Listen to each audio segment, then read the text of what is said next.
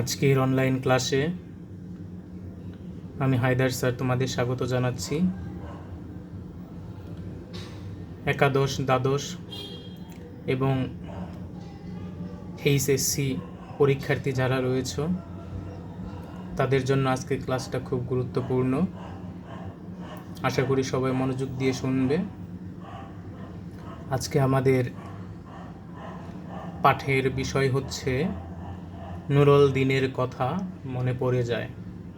আবার বলছি, আজকে আমাদের পাঠের বিষয় হচ্ছে নুরুল দ্বীনের কথা মনে পড়ে যায়। নুরুল দ্বীনের কথাটি সৈয়দ শামসুল হকের বিখ্যাত একটি কাব্যনাটক থেকে নেওয়া হয়েছে। সেই কাব্যনাটকটির নাম হলো নুরুল দ্বীনের সারা জীবন। এই নুরুল দ্বীনের সারা জীবন কাব্যনাট্যের প্রস্তাবনা অংশ থেকে এই কবিতাটি নেওয়া হয়েছে। এই কবিতায় সৈয়দ শামসুল হক তিনি নাটকীয় ভাব রেখেছেন। কাব্যনাটক কি? অর্থাৎ যে কবিতার মধ্যে নাটকীয় ভাব রয়েছে বা নাটকীয় সংলাপ রয়েছে তাই হলো কাব্যনাটক। বা আমরা যদি একটু ঘুরিয়ে বলি, যে নাটকের মধ্যে কবিতার ঢং রয়েছে, কবিতার মতো ভাব রয়েছে, তাই হলো কাব্যনাটক।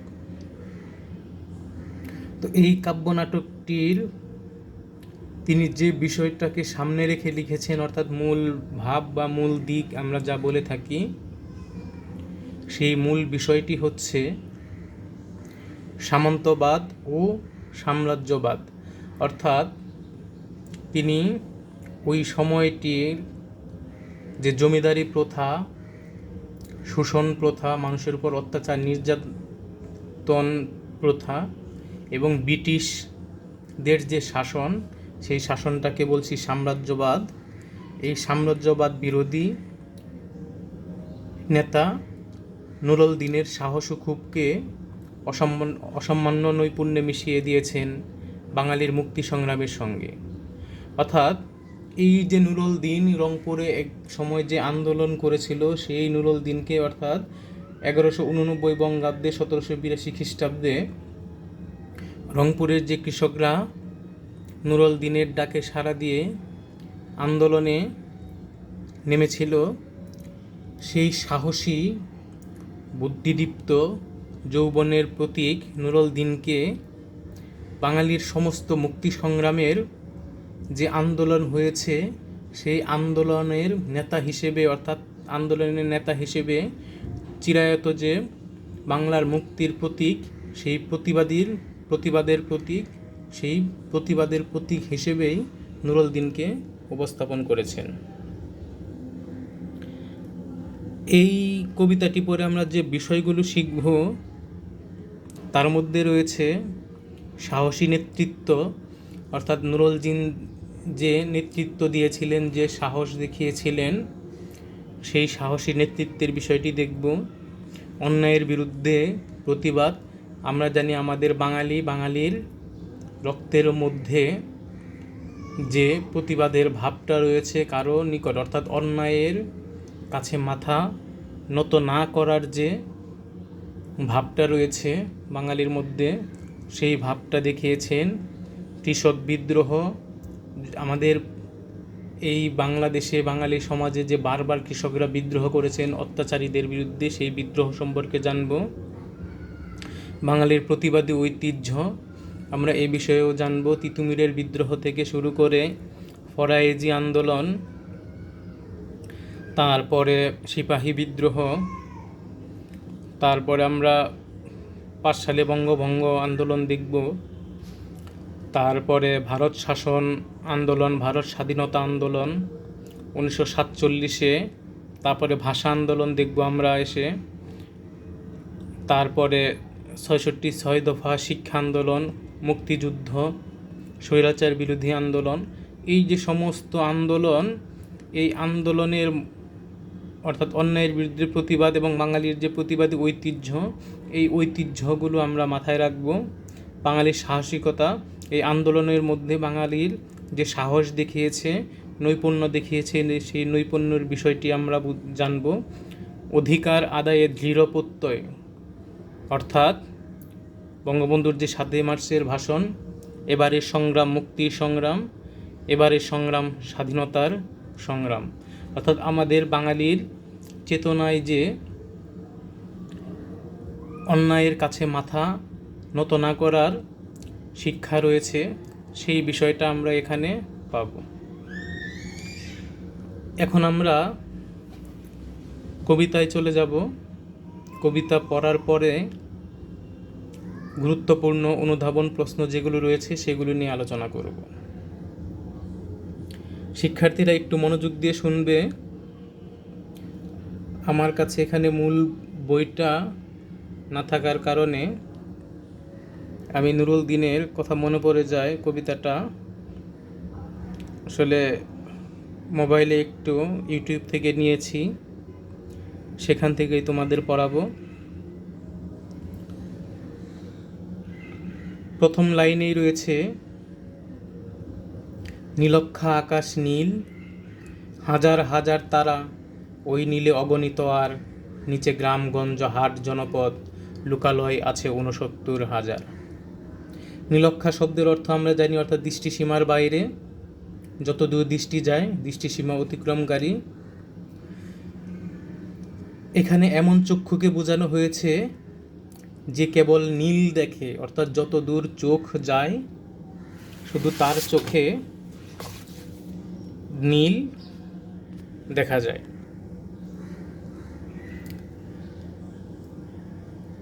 তারপরে বলছে, এই যে নীল আকাশ আমরা জানি, এই নীল আকাশটা আসলে বেদনার প্রতীক হিসেবে ব্যবহার করা হয় আকাশের। তারপরে বলছে, হাজার হাজার তারা, ওই নীলে অগণিত আর, নিচে গ্রাম গঞ্জ হাট জনপদ, লোকালয় আছে 69,000। অর্থাৎ এই যে আকাশের অগণিত তারা, এই তারার ন্যায় বেদনা যা 69,000 গ্রাম বাংলার প্রতিটি মানুষকে ছেয়ে ফেলেছে। অর্থাৎ কবি একটা ভাব নিয়ে শুরু করেছেন, যেখানে বোঝাতে যাচ্ছেন যে আমাদের এই যে 69,000 গ্রাম বাংলার মানুষ, তারা এমন একটা নীলে আবদ্ধ। আসলে এই আবদ্ধটাকে বোঝানো হয়েছেন পরাধীনতা। এই নীলটাকে, বেদনাটাকে, নীল যে অর্থাৎ বেদনার প্রতীক নীল, এই নীলটাকে কবি পরাধীনতার শৃঙ্খলে আবদ্ধ যে জাতি আমরা রয়েছি, সেই আবদ্ধ জাতির কথা উল্লেখ করেছেন। কেননা, কারণ বললাম, এই যে যে মানুষগুলো রয়েছে, 69,000 গ্রাম বাংলার মানুষগুলো রয়েছে নীল আকাশের নিচে, তারা প্রত্যেকেই পরাধীনতার শৃঙ্খলে আবদ্ধ। ধবল দুধের মতো জ্যোৎস্না তার, ঢালিতেছে চাঁদ পূর্ণিমার। অর্থাৎ এখানে তিনি একটি উপমা ব্যবহার করেছেন। জ্যোৎস্নাকে ধবল দুধের সাথে তুলনা করেছেন।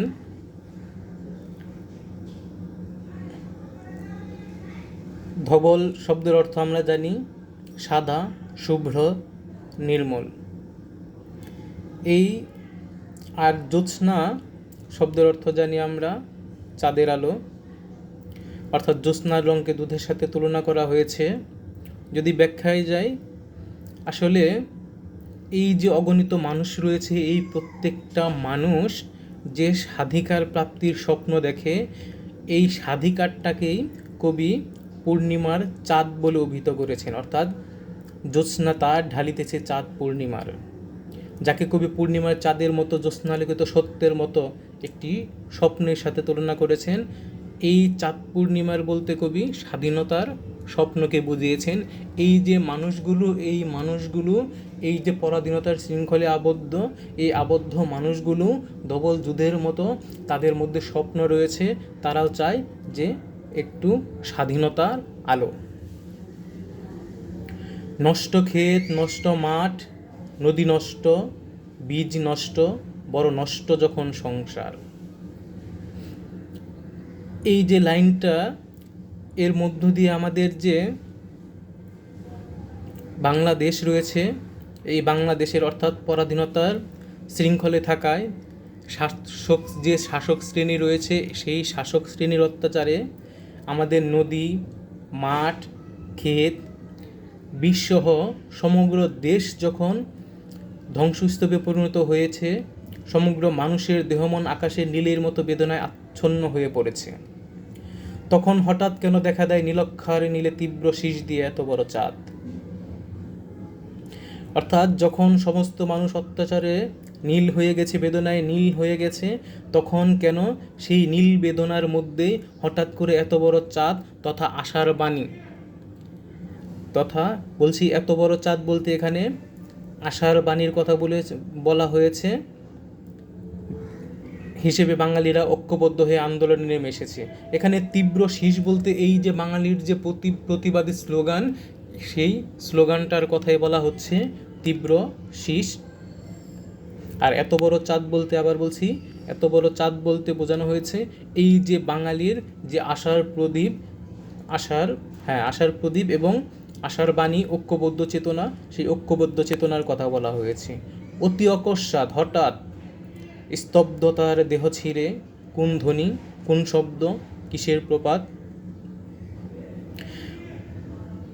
তখন নীরব নিস্তব্ধ পরিবেশে, অর্থাৎ এই যে নষ্ট ক্ষেত, নষ্ট মাঠ, নদী নষ্ট, বীজ নষ্ট, বড় নষ্ট যখন সংসার, তখন হঠাৎ এই নিস্তব্ধ পরিবেশে, স্তব্ধ পরিবেশে কেন জলপ্রপাতের ন্যায়, অর্থাৎ জলপ্রপাতের ন্যায় গণমানুষের প্রতিবাদের আওয়াজ ফুটে ওঠে। এই যে ধ্বনিটা, এই ধ্বনিটাতে বলা হয়েছে গণমানুষের আওয়াজ, প্রতিবাদী আওয়াজ, তীব্র শীষ, তাকেও বলা হচ্ছে এই যে গণমানুষ রয়েছে, জনগণ রয়েছে, তাদের প্রতিবাদী আওয়াজ।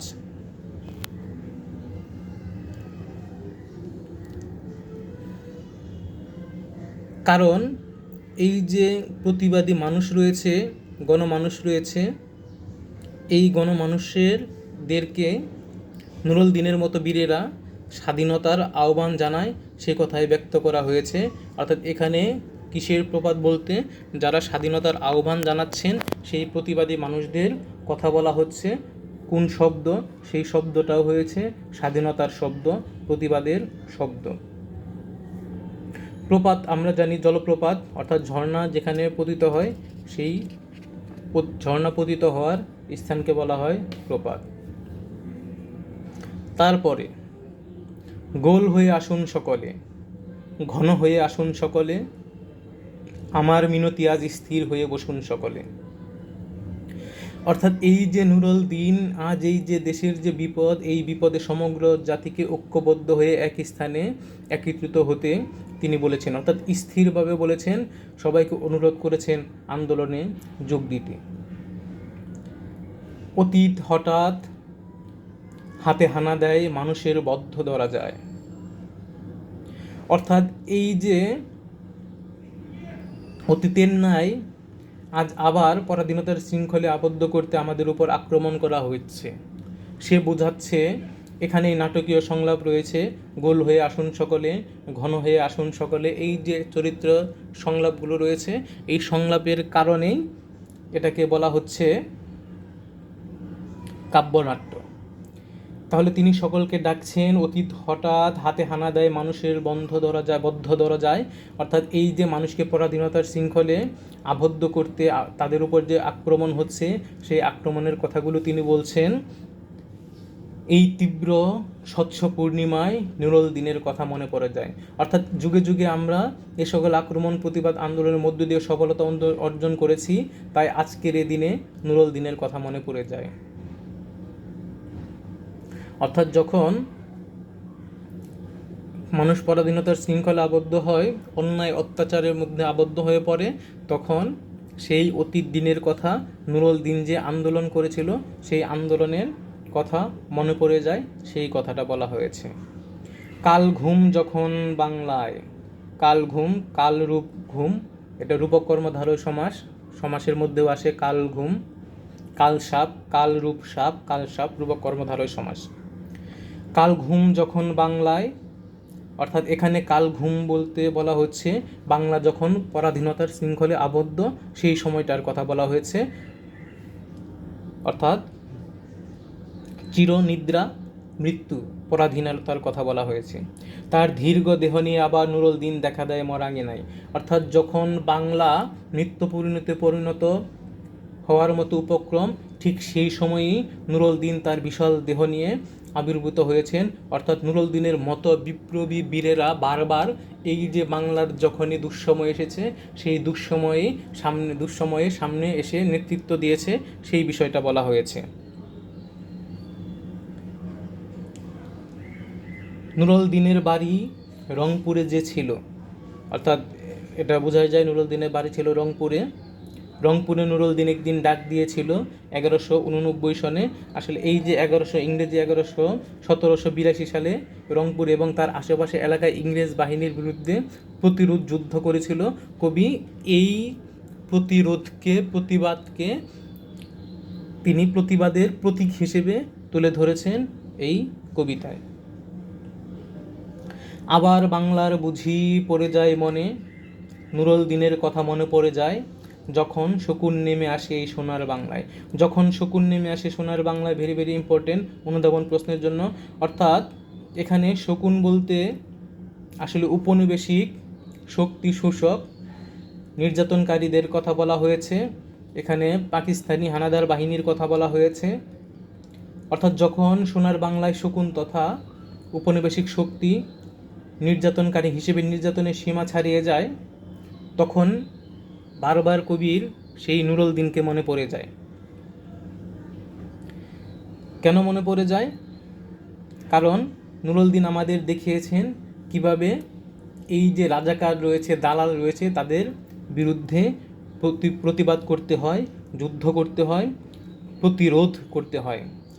তাই যখন বিদেশি শক্তি বলছে যখন শকুন নেমে আসে এই সোনার বাংলায়, নুরুল দিনের কথা মনে পড়ে যায় যখন আমার দেশ ছেয়ে যায় দালালেরই আলখাল্লায়। অর্থাৎ আলখাল্লা শব্দে অর্থ হলো ঢিলে ঢালা পোশাক,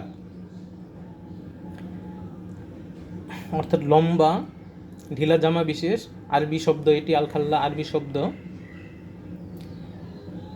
এখানে বলছে দালাল বলতে রাজাকার আলবদর তাদের কথা বলবো আমরা, যারা আমাদের মুক্তিযুদ্ধের সময় বিভিন্ন সময় যারা অন্যদের সাথে হাত মিলিয়েছে, পাকিস্তানিদের সাথে হাত মিলিয়ে আমাদের দেশের বিরুদ্ধে কাজ করেছে, তাদেরকেই বলছেন। অর্থাৎ আমাদের দেখিয়ে দিয়েছে কিভাবে দালালদের প্রতিরোধ করতে হয়। তাই যখন বিদেশি শক্তি দেশীয় দালালদের সহায়তায় জনসাধারণের উপর নির্যাতন চালায়, তখন সেই প্রতিবাদের প্রতীক নুরুল দিনের কথা মনে পড়ে যায়। নুরুল দিনের কথা মনে পড়ে যায় যখন আমার স্বপ্ন লুট হয়ে যায়। আসলে এখানে স্বপ্ন লুট হয়ে যায় বলতে এখানে স্বাধীনতার স্বপ্নটা লুট হয়ে যায়, স্বাধীনতাটা লুট হয়ে যায়। বাঙালির চিরায়ত স্বপ্ন একটি স্বাধীন দেশ, একটি স্বাধীন ভূখণ্ড। ঠিক কিন্তু যখনই বাঙালি স্বাধিকার আন্দোলনে ব্যর্থ হয়, তখন তিনি বলেছেন লুট হয়ে যায়, অর্থাৎ দেশের সম্পদ পাচার হয়ে যায় পরাধীনতার বৃত্তি থেকে। যখন দেশের তার স্বাধীনতার স্বপ্নটা ভঙ্গ হয়ে যায়, ঠিক তখন বিদেশি শক্তি এসে এখানে উপনিবেশিক শাসন শুরু করে, এবং উপনিবেশিক শাসন শুরু করে তারা কি করে, দেশের সম্পদ যা কিছু আছে বিদেশে পাচার করে যায়। আর তখন কবির মধ্যে সেই নুরুল দিনকে মনে পড়ে যায়। নুরুল দিনের কথা মনে পড়ে যায় যখন আমার কণ্ঠ বাজেয়াপ্ত করে নিয়ে যায়। এখানে আমার কণ্ঠ বাজেয়াপ্ত করে নিয়ে যায় বলতে ভাষা আন্দোলনের কথা বলা হয়েছে, যে বাংলা ভাষাকে জোর করে বাংলা ভাষার উপর অন্য ভাষা, বাঙালিদের উপর অন্য ভাষা চাপিয়ে দেওয়ার যে কথা, চিন্তা ভাবনা পাকিস্তানিদের, সেই কথাটা ব্যক্ত করা হয়েছে। অর্থাৎ একইভাবে বলা যায় যখন বিদেশি শাসকরা আমাদের মাতৃভাষাকে কেড়ে নিতে যায় এবং আমাদের উপর ভিনদেশি ভাষা চাপিয়ে দিতে চায়, তখনই কবির মধ্যে নুরুল দিনের মতো বীরদেরকে মনে পড়ে যায়। নুরুল দিনের কথা মনে পড়ে যায় যখন আমারই দেশে আমার এই দেহ থেকে রক্ত ঝরে যায় ইতিহাসে প্রতিটি পৃষ্ঠায়। অর্থাৎ যখনই আমাদের দেশে মানুষ স্বাধীনতা সংগ্রামে যুদ্ধ করতে যায় উদ্বুদ্ধ হয়ে, ঠিক তখনই আমার দেশের যে সাধারণ মানুষ রয়েছে, প্রতিবাদী মানুষ রয়েছে, স্বাধীনতাকামী মানুষ রয়েছে, তাদের শরীর থেকে রক্ত ঝরে। আর তাই কবি বলেছেন এই রক্তের দাগ ইতিহাসের পাতায় লেখা হয়, তখনই বিপ্লবের প্রতীক নুরুল দিনের কথা মনে পড়ে যায়। আমরা জানি যে বাঙালির যে ইতিহাস, বাঙালির যে স্বাধীনতার ইতিহাস, তা হলো রক্ত দিয়ে রাজপথ রঞ্জিত করার ইতিহাস। আসুন আসুন তবে আজই প্রশস্ত প্রান্তরে, অর্থাৎ কবি আবার সকলকে আহ্বান করেছেন স্বাধীনতা সংগ্রামের চেতনা নিয়ে সমস্ত মানুষকে খোলা আকাশের নিচে আসার আহ্বান জানিয়েছেন, যখন স্মৃতির দোধ জ্যোৎস্নার সাথে জুড়ে পড়ে। অর্থাৎ এই যে নুরুল দিনের চেতনা, নুরুল দিনের যে প্রতিবাদী চেতনা, সেই প্রতিবাদী চেতনাটাকে তিনি স্মৃতির দোধ বলে অভিহিত করেছেন, প্রতীকরূপে আমাদের সাথে জ্যোৎস্নালোকিত সত্যের মতো উদ্ভাসিত। অর্থাৎ এই নুরুল দিনের চেতনাটাকে তিনি জ্যোৎস্না আলোর সাথে তুলনা করেছেন। তখন কে থাকে ঘুমে, কে থাকে ভেতরে, কে একা নিঃসঙ্গ বসে অশ্রুপাত করে, সমস্ত নদীর অশ্রু অবশেষে ব্রহ্মপুত্রে মেশে। অর্থাৎ এই যে দেশের ক্রান্তিকাল, এই ক্রান্তিকালের বিরুদ্ধে প্রতিবাদ করতে হবে। কেউ যেন ঘুমে না থাকে, কেউ যেন নিঃসঙ্গ একা বসে অশ্রুপাত না করে, সবাই যেন বৃথা সময় নষ্ট না করে। শাসকের সকল নির্যাতনের বিরুদ্ধে যে প্রতিবাদ রয়েছে, প্রতিবাদী চেতনা রয়েছে, যে ঐক্যবদ্ধ আন্দোলন রয়েছে, তাকে তিনি ব্রহ্মপুত্রে মেশে বলতে বোঝানো হয়েছে 47, 52, 54, 62, 66, 69 এবং 71 সালে এই যে বাঁধ ভাঙা জোয়ার, যে আন্দোলনের জোয়ার, প্রতিবাদের জোয়ার, এই প্রতিবাদের জোয়ার যে সকল দুঃখ দূর করে স্বাধীনতা ছিনিয়ে এনেছে, সেই কথাটা বলা হয়েছে। নুরুল দিনের কথা যেন সারা দেশে পাহাড়ি ঢলের মতো নেমে এসে সমস্ত ভাষায়। এই যে নুরুল দিনের যে সাহসী মনোভাব, পাহাড়ি ঢল যেমন সমস্ত কিছুকে ভাসিয়ে নিয়ে দূর দূরান্তে চলে যায়, ঠিক তেমনি এই নুরুল দিনের যে মনোভাব, সাহসী মনোভাব, পাহাড়ি ঢলের মতো সমস্ত দুঃখকে তাড়িয়ে নিয়ে যায়। অভাগা মানুষ যেন জেগে ওঠে আবার এ আশায়। অর্থাৎ এই যে মানুষ, পরাধীন জাতি, সেই জাতি আবার একদিন জেগে উঠবে এ আশায় যে নুরুল দিনের মতো কোনো না কোনো বীর আবার বাংলার মানুষকে জাগিয়ে তুলবে। আবার নুরুল দিন একদিন আসিবে বাংলায়, আবার নুরুল দিন একদিন কাল পূর্ণিমায় দিবে ডাক, জাগো বাহে কুণ্ঠে সবাই। অর্থাৎ কবি প্রত্যাশা করছেন যে এই নুরুল দিন বারবার আসবেন, আবার কোনো একটি দুঃসময়ে, বাংলার দুঃসময়ে আবার প্রতিবাদের প্রতীক হয়ে আসবেন। সেই জন্যই এসে আওয়াজ দিবেন যে আমার ভাইয়েরা তথা মুক্তিকামী বাংলার দামাল ছেলেরা, তোমরা কোথায় আছো? জেগে ওঠো দেশকে সকল অন্যায় অত্যাচার থেকে মুক্ত করতে। এই যে জাগো বাহে কুণ্ঠে সবাই, এটা রংপুর অঞ্চলের ভাষা। এখানে বাহে শব্দ মানে বাপু হে, অর্থাৎ ভাই হে, কুণ্ঠে মানে কোন স্থানে, কোথায় সবাই। তো এই হলো আমাদের পুরো কবিতাটা। তোমরা ভিডিওটা বারবার দেখে বোঝার চেষ্টা করবে এবং বইটা, এই ভিডিওটা যখন দেখবে তখন সামনে বইটা নিয়ে নিবে। মূল বইটা সামনে নিয়ে নিলে বুঝতে সুবিধা হবে এবং যাতে পজ করে করে তোমরা এটা শুনতে পারো, ভালোভাবে বুঝতে পারো। তো অনুধাবন প্রশ্ন নিয়ে এরপরের ক্লাসে আমি আবার আলোচনা করব। একাদশ, দ্বাদশ এবং এইচএসসি পরীক্ষার্থী যারা রয়েছে, তোমরা অবশ্যই খুব সুন্দর করে এবং মনোযোগ দিয়ে দেখবে, বাসায় বসে পড়ালেখা করবে। Stay home, stay safe. আল্লাহ হাফেজ।